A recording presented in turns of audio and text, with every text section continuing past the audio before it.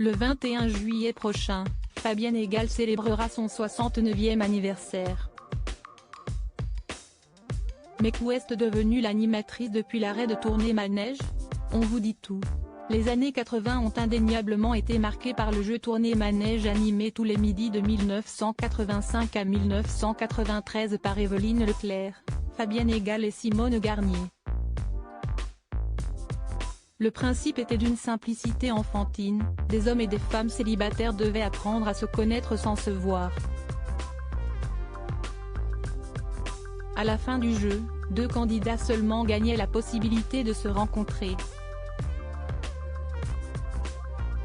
Le générique à l'orgue électronique de Charlie Oleg, les épreuves, les candidats sans gêne et les questions sans filtre, tout aura contribué à faire du programme un moment de télévision mythique. L'émission réunissait chaque jour 4 à 6 millions de spectateurs, un score prodigieux qui mettrait aujourd'hui l'eau à la bouche de nombreux dirigeants de chaînes. Les inconnus s'empareront du phénomène en 1990 transformant l'émission en tournée ménage, un sketch aux répliques cultes que les fans connaissent encore aujourd'hui par cœur. Depuis la fin brutale de l'émission, Évelyne Leclerc et sa complice Fabienne Egale ont pris des chemins différents. D'animatrice à coach en communication, Fabienne Egale a intégré RTL 9, où elle animait avec Thierry Guillaume les jeux double mixte et doublé gagnant.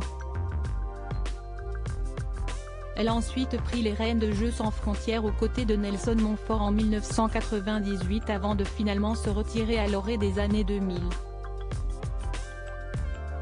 L'ancienne speakerine s'est reconvertie dans le média training, et est devenue coach en communication pour le milieu de l'audiovisuel. En 2021, son site indiquait qu'elle formait notamment à la prise de parole devant une caméra, qui, selon ses dires, demande de l'enthousiasme et surtout des techniques, que chacun peut apprendre à maîtriser. Selon Gala, Fabienne Egale a notamment collaboré avec l'Université Paris-Dauphine ou encore le Centre de formation des journalistes. Cette fille de diplomate née à Rabat au Maroc s'est également engagée pendant 2 ans dans la création d'une chaîne de télévision d'alphabétisation et de développement humain en Afrique de l'Ouest. Infatigable, elle a également pris en charge le lancement d'une web télévision pluriculturelle à Paris. Elle continue de donner de ses nouvelles à ceux qui la suivent fidèlement sur les réseaux, partageant notamment sur Facebook ses indignations comme ses coups de cœur pour des films et des artistes.